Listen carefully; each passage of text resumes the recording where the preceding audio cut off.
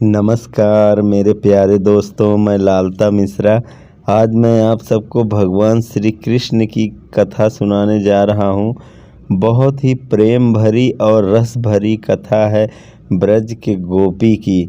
मेरे प्यारे दोस्तों, बहुत ही आनंद मिलने वाला है इस कथा से, इसलिए ध्यान पूर्वक सुने आप लोग इस कथा को। एक बार भगवान श्री कृष्ण से इतना प्रेम करती थी गोपियाँ, इतना अब तक इस पृथ्वी पे गोपियों से ज़्यादा कोई भी प्रेम करने वाला नहीं हुआ।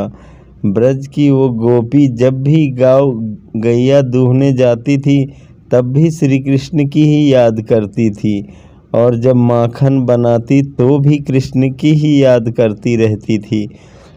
और जब इतना विरह में याद करेगा कोई भी भक्त तो भगवान तो उसके घर पहुंच ही जाएंगे।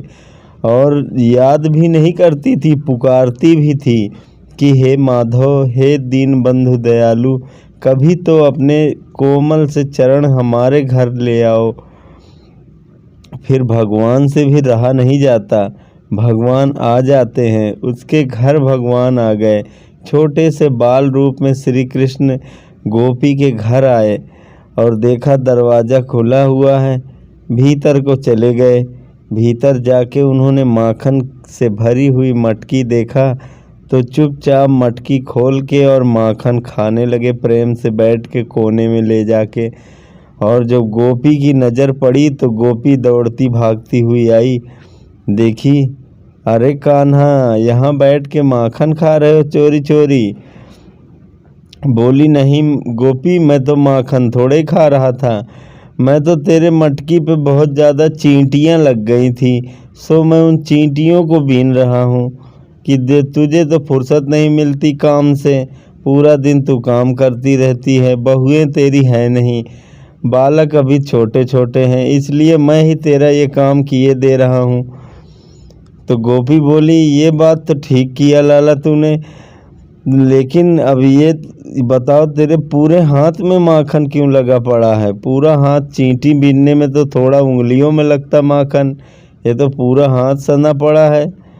बोले, मैया क्या बताऊं, मैया ने मुझे जो सोने का कंगन पहनाया है यह सूरज की रोशनी से इतना तेज गर्म हो रहा कि मेरी कलाई जल रही है, इसलिए मैं दही में पूरा हाथ डुबो दियो और कंगन ठंडा हो गया, मुझे बड़ा आराम मिल रहा है। गोपी बोली, सो तो ठीक है, पर तेरे मुंह में बहुत ज़्यादा लगा हुआ है माखन, ये कैसे लग गया? भगवान ने कहा, लीला करने वाले तो नाथ है ही हैं, लीलाधर। उन्होंने कहा कि अरे गोपी, एक चींटी क्या हुआ, चलती हुई मेरे मुंह की तरफ आ गई। अब जैसे मुंह में घुसने वाली थी तभी मैंने हाथ उठा के मार दिया चींटी को, तो पूरा माखन मुंह में लग गया। मैं माखन खा थोड़े रहा था। और तुम्हें तो पता है मैया, ये बात तो तुम्हें पता ही है कि मैं चोरी ना कर सकूं। मैं तो ऐसे ही आ गया, मुझे लगा कि मेरा ही घर है, मैं तो अपनी मैया समझ के चलो आए यहाँ पर। गोपी भी प्रेम भाव में भावुक हो गई और बोली कि अच्छा लाला, तुम मुझे अपनी मैया समझ के आए गए हो, अपना घर समझ के। हाँ तो ठीक किए लाला, तेरा ही घर है, अच्छा किए आए गए हो, लेकिन आज तो तू पकड़े गए रंगे हाथों माखन खाते हुए, और मेरी पूरा बर्तन जूठा कर दिया, माखन जूठा कर दिया, और मुंह पूरा भांड रखो तूने, आज यशोदा मैया के पास ले चलूँगा मैं।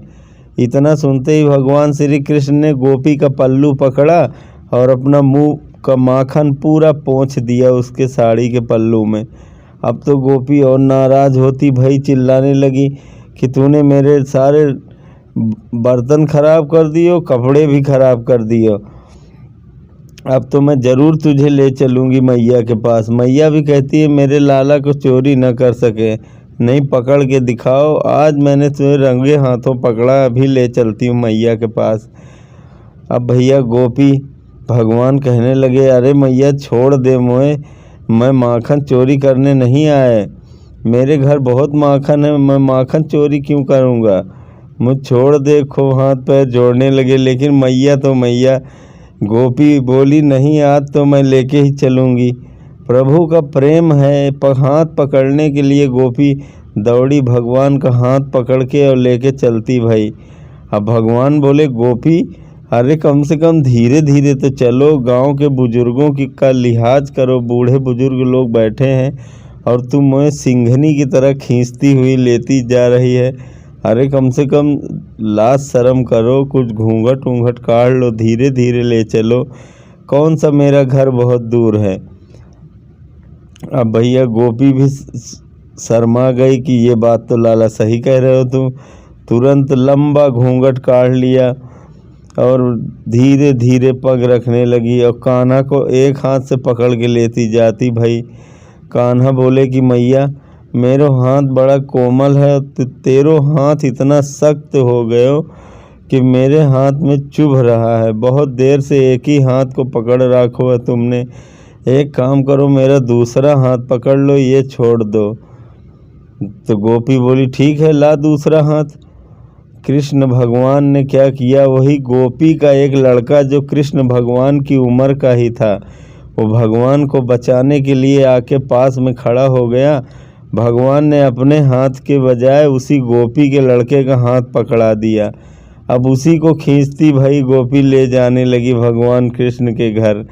अब इधर से कान्हा तो जल्दी से कूदते फांदते हुए नंद भवन में जाके घुस गए और बिस्तर से ऐसे ऊँघाई करते हुए उठ के आए, बोले मैया आज तो बहुत नींद लग गई, मैं तो सोता रह गया, अभी आँख खुली है मेरी। यशोदा मैया बोली अच्छा लाला आज तू सोता रह गया, क्या हो गया था। अरे बोले कुछ नहीं मैया, ऐसे ही मौसम का परिवर्तन है और मैं बस नींद लग गई, सोता रह गया। तो मैया बोली भूख लगी है तुझको। बोले हाँ मैया बहुत तेज की भूख लगी है।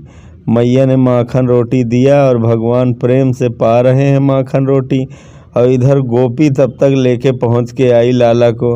अरे यशोदा मैया बाहर निकलो, देखो तुम्हारे लाला को आज मैं पकड़ के ले आई रंगे हाथों, खूब कहती थी तुम की पकड़ के दिखाओ, आज मैं पकड़ के ले आई तेरे लाला को। अब यशोदा मैया निकल के आई, देखा तो हंसने लगी। अरे बोली गोपी तू पागल हो गई क्या, भांग खा के डोले सुबह सुबह। अरे मेरा लाला तो आज सुबह से घर से बाहर भी नहीं गया, अभी अभी मैंने माखन रोटी दियो है और प्रेम से बैठ के खा रहा है। और ये तू अब किसको ले आई पकड़ के, इसको देखो तो जरा ये कौन है। जब गोपी ने भैया अपना घूंघट उठा के देखा तो बोली अरे लाला तू, वो कहाँ गया कान्हा। बोले कौन मैया, तू तो मुझे खींच के ला रही है। अब गोपी को बड़ा जोर का गुस्सा है, उसने एक झापड़ खींच के मारा। और संत जन कहते हैं कि गोपी भला कैसे उसने देखा नहीं कि कौन किसको लेके जा रही है। संत कहते हैं कि जो भगवान का एक बार हाथ पकड़ ले फिर भला उसे देखने की ज़रूरत क्या पड़ेगी, वो तो प्रेम मगन होके उन्हीं की याद में खींचा हुआ चला जाता है। सोई भगवान की मदद करने के चक्कर में उसके मित्र को एक झापड़ खानी पड़ी थी। इस बार भगवान ने कहा मित्र तुम चिंता मत करो, इस बार अगर हम कहीं माखन चोरी करने चलेंगे तो सबसे पहला हिस्सा तुम्हारा लगेगा माखन में, जो तुमने हमारे लिए मार खाई है। भगवान श्री कृष्ण ने ब्रज में ऐसी प्यारी प्यारी लीलाएं करी है मेरे प्यारे दोस्तों। ऐसी और लीलाओं को सुनने के लिए आप हमारे चैनल को सब्सक्राइब कर सकते हैं। हम फिर मिलेंगे अगली वीडियो में, तब तक के लिए जय श्री राधे कृष्ण।